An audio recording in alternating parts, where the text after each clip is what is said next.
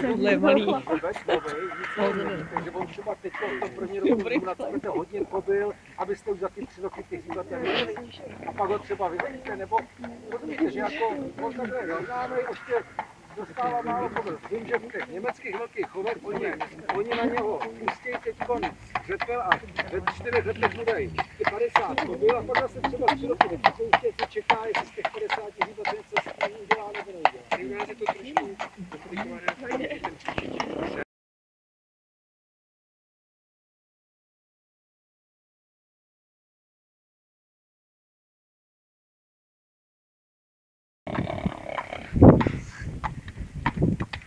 Je to v podstatě čtvrté větší řízení. Obsadíte je už? Zatím pokud se chystají do Peru, tak se vlastně až do Peru.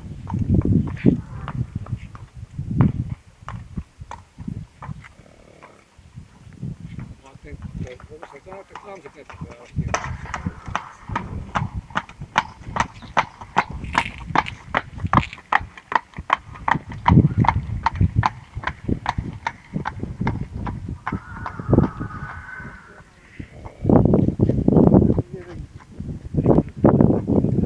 Že ta mechanika pohybu tam...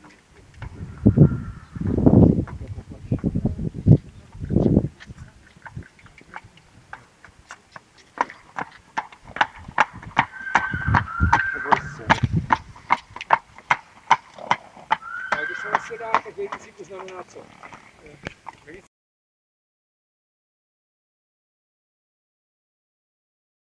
Někde nějaký genový bance, takže to se vybraný, méně početný jiný, se tím, že přednostně mraví, oni se v podstatě dojkářky na všichni a taky hrají nepočetně, jakože toto už je poslední hřeben, teda už má někdy potom to stačí odpověď. Má potom už testační odpověď, takže se možná další nějaký vybere, ale jako dává se přednostně méně početný.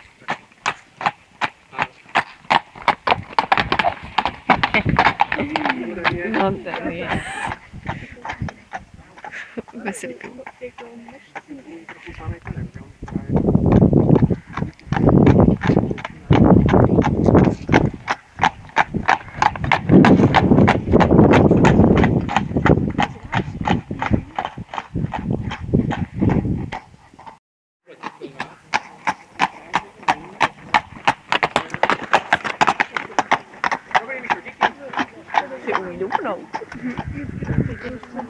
Ten nejlacinější hřebec, který tady v Napadli je to 12letý ír, jmenuje se Blue Coral.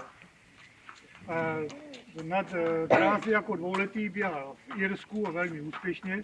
Pak se v majetku pana doktora Charváta dostal jsem do České republiky. Běhal tady na Slovensku, v Maďarsku, v Rakousku, v Itálii. Stal se dvojnásobným šampionem výlařů, koněm roku a nejlepším starším koněm roku. Do dneška drží rekord dráhy na 1600 metrů v Bratislavě a jeho největším úspěchem bylo jisté vítězství v Itálii. Bohužel ke konci kariéry začal trochu krvácet z nozdem. A to bývá... A na jaře by se hřebec měl vracet zpátky. To je v tom druhém boxu, jak jsou prázdní ty vratky, jak jsou otevřený ty vratky. Tak tady toto je začínající plemeník, je to 11letý Angličan, jmenuje se Pouvoir Absolu, ale říkáme mu tady Pepi.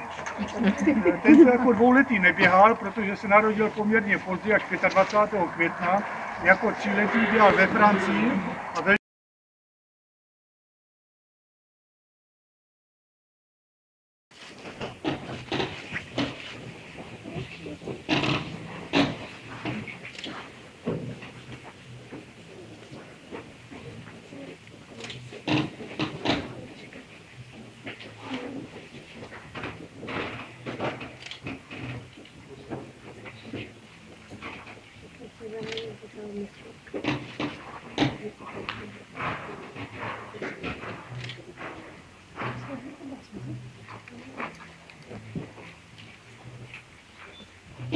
môžete vidieť, že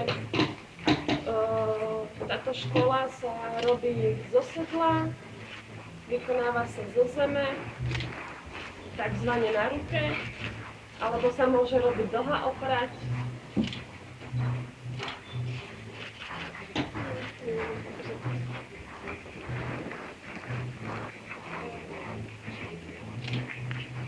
Jestli to jenom můžu tak aspoň, co mě slyšíte. Základem klasické školy je systém, že chodí dělají pouze to, co je v jejich pohybový kreativitě přirozené. Kdybyste se mohli dívat na koně na pastvině, tak byste všechny tyhle figury a pohyby mohli vytvořit, který použije v těch pastelních hrách a v normální životě. Když se klasická je klasická škola odlišuje všech nějakých varietních produkcí. Převratná myšlenka té pozdní renesanční školy byla v tom, že se různými cviky učí přenášet velkou část váhy na pánevní končetiny. Proto se používají čtveční práce na dvou stopách, kterých jsme tamhle vidíme na stěně na dlouhých potěžích, dělá tím dovnitř plec pravo a tím se intenzivně podcizuje a aktivizuje pravá zadní končetina. To je cvik, který se k tomu používá. A práce se rozděluje na 3 druhy, na práci chodu první a druhé kategorie a potom na práci na tření.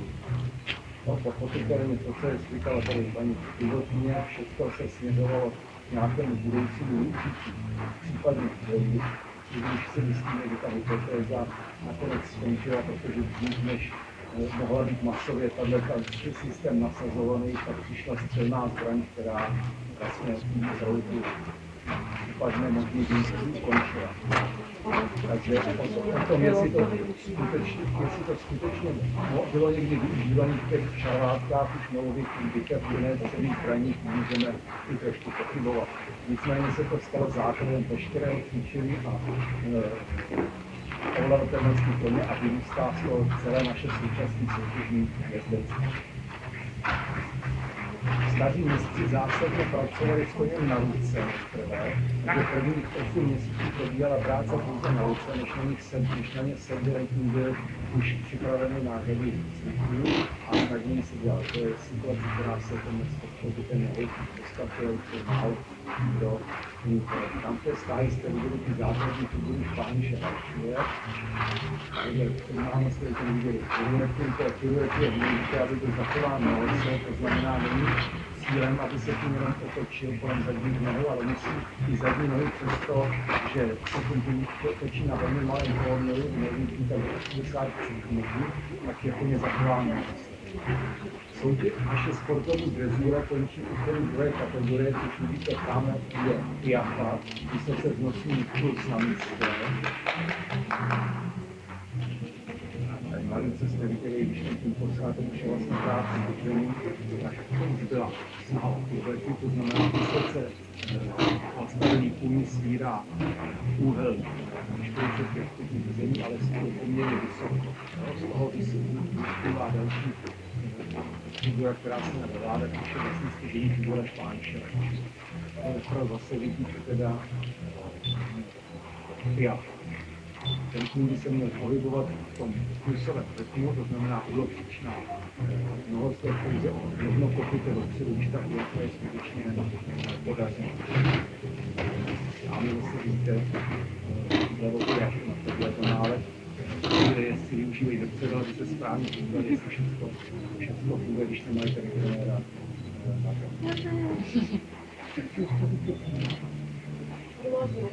Napríklad tento kôň vpredu. Tu nám môžete vidieť aj sediaceho koňa, že vlastne výnimka, že toto pohybu neuvidíte. My v našej škole, teda v Počiarskej škole, robíme teda aj tieto cviky sadnúť a lahnúť a taktiež pokloniť sa. Tento, čo tu vidíte, či sedí takto najmladší, ktorý má, myslím, že nejakých 6 rokov. Keď sa zatiaľ vrávame na týchto tréningy ešte na oficiálnom vystúpení, alebo niekde, kde von, keď sa ide vystupovať, a ten ešte nebol.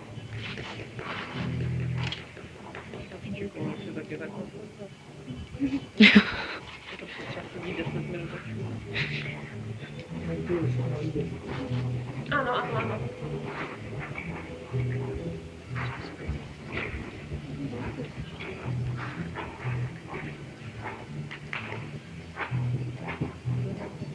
Festival bude španělský krok, děvčata předvázali.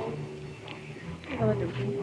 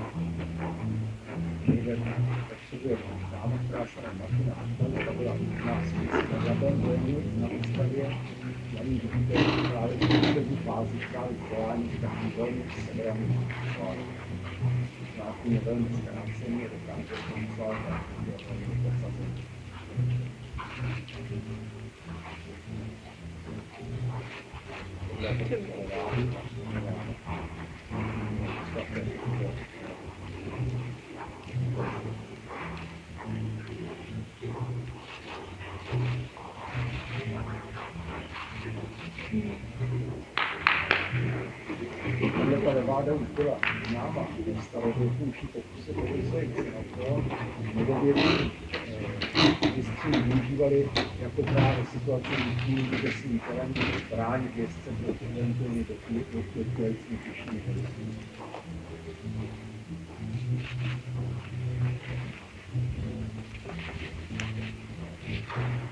Ano, budeme se předpokládám připravovat žínčeka, fiole, turbeta, ano. Když jsme to španky, já moc nechci kroužit, omlouvám si vám to mluvím, ale tady to bylo.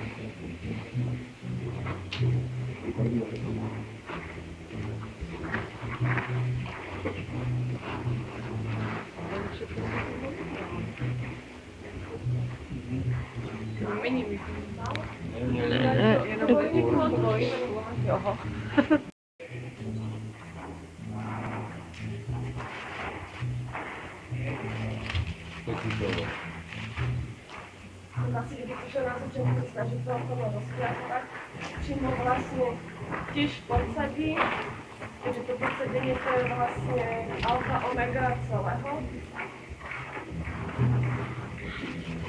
A z toho to rozkopatí.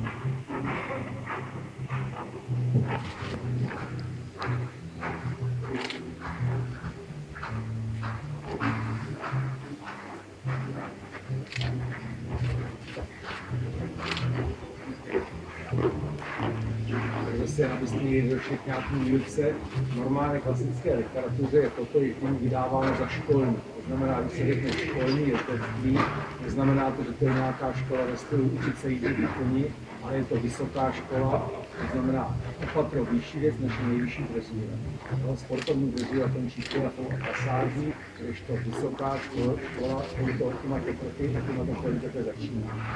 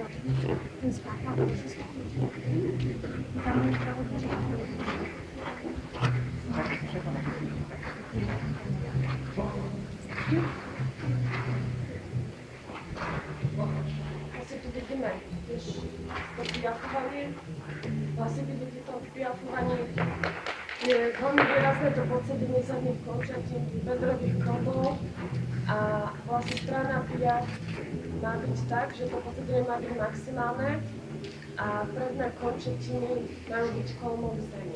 Končetiny a predné kolmy nám to mal predniesť. Vidíme, jak sa podarí, že nikdy nevie, ale Právě na té kapitole, já můžete všichni si dokumentovat, že jste přirozený boj koně, protože kteří opracovali s mladým koněm, tak jste pravděpodobně kapitolu už není zažili. Říkám jste, jestli jste ještě potom zůstali sedět v tom sedle, alebo jestli jste viděli na ty zadní topy, jak utíkají pryč.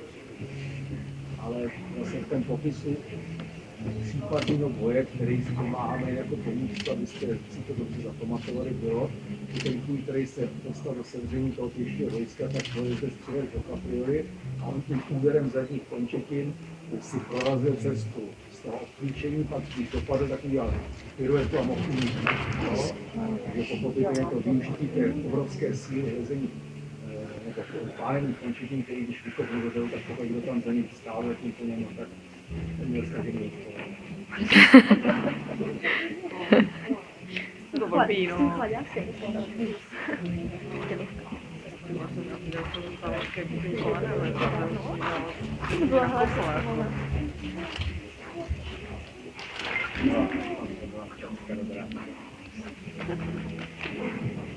Když vidíte klasickou literaturu, tak tam jsou kreslení tak, že mají první končetiny zaštražený hluboce. To je skutečně těžký. Já se domnívám, že momentálně jsou 4 školy na světě, které se tomu klasicky věnují. 2 na Iberském poloostrově v Lisaboně a Jerez de la Frontera, to je španělská škola, pak je to francouzská škola v Somíru a pak je to naše Špániše, já říkám naše, protože to je ta rakousko-uherská naše Špániše Rajčů. Zatímco každá takové dělá ty cviky na jiném plemeni koní, tak každý ten tým má k něčemu dispozici. Špániše rajčuje vrcholnou figurou leváda, tak si říká, že ta leváda je tou hlavní figurou, která je, no, tohle byla motická kapitola.